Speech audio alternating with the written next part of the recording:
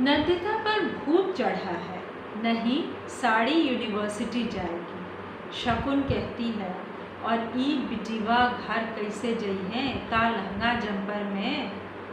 कक्ष निरीक्षक कहती है, दीदी नकल पकड़ना आपका नहीं, उड़न दस्ते का काम है, उन्हें करने दीजिए। आप क्यों पाप मोल लेती हैं सिर पर। नंदिता गरजती है, कृष्णा तुम्हारे पति को पता चलेगा तो क्या सोचेंगे तुम्हारे बारे में, बोलो। कृष्णा कुमारी घबराती शर्माती धीमे स्वर में कहती है, उन्होंने ही सारी रात जाग कर उतारा है। अब बोलो, अवा का अवा ही बर्बाद है। नंदिता भन्नाती है। प्रेमा बहन जी कहती है, दीदी सारी लड़कियां डिस्टर्ब हो रही हैं, प्लीज़। आखिर में सबकी सलाह से तय होता है कि लड़की का पल्लू मसल कर धो दिया जाए।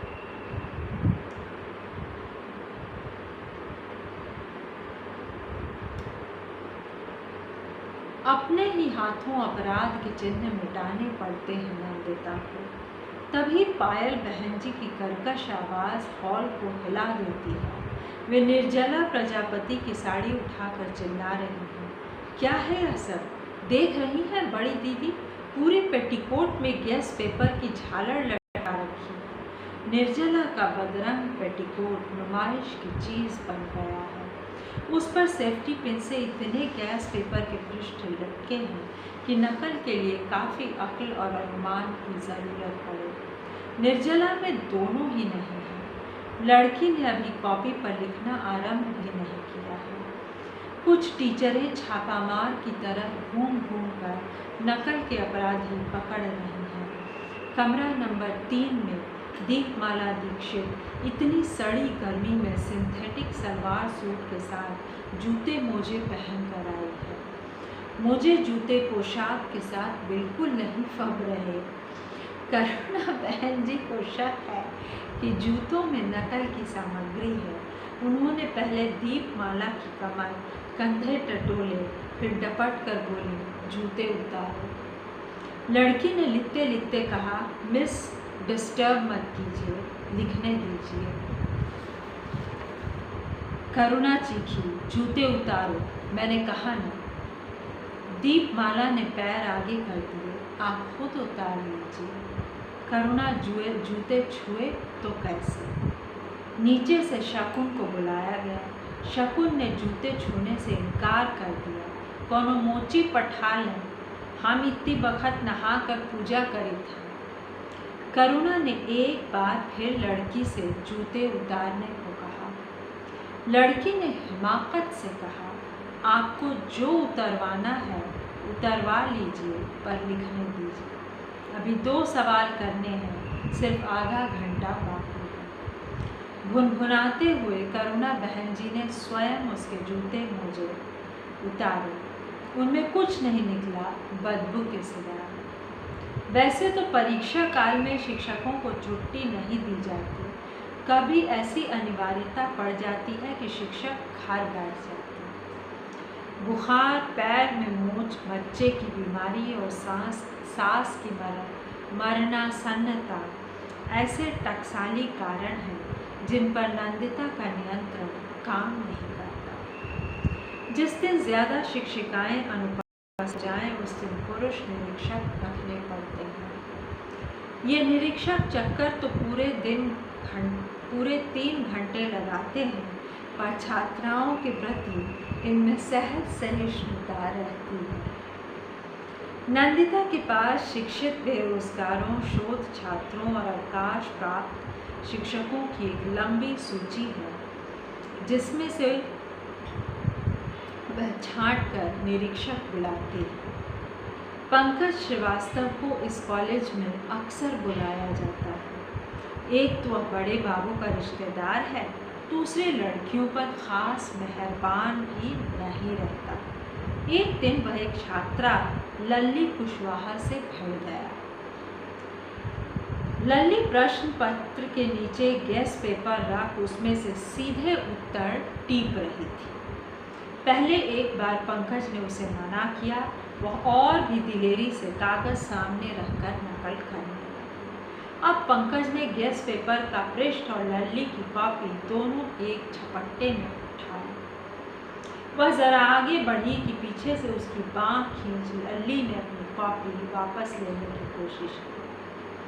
छीना झपटी में लल्ली के हाथ का खुला पेन पंकज की कलाई में चुभ गया। खून खल्ला उठा। कक्ष निरीक्षकों में शोर फैला, मार दिया रे।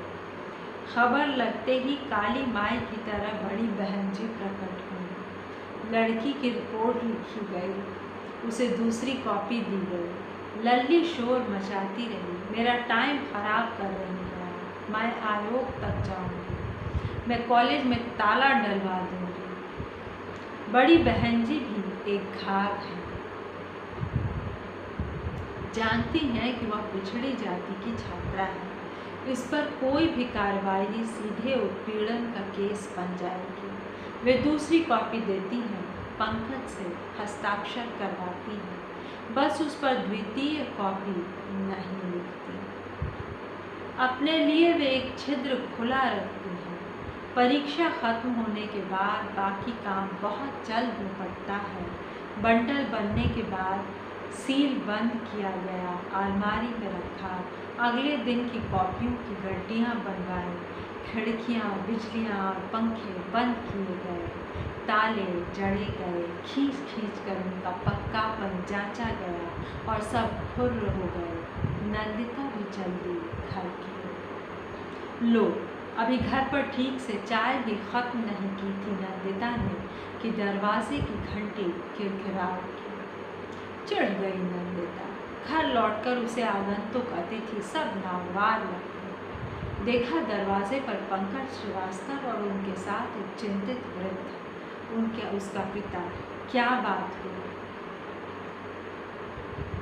जी, वह नकल का केस जो आज पकड़ा गया, बड़ा झगड़ा मचाया उसने। आप तो चली गई, हम वहाँ फंस गए। तुम वहाँ क्या कर रहे थे? जी, चाचा ने कहा रुको पान खा लें तो चलें।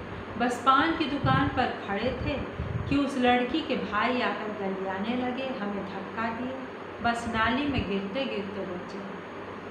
फिर भी गनीमत समझो, नंदिता ने कहा। वृद्ध बोला, क्या खाक कनी हो? इसकी कमीज़ देखिए, 3 बटन टूट गए, ऐसा खींचा उन्होंने। ऊपर से कलाई पर कलम की नोट है, कलम की चोट है।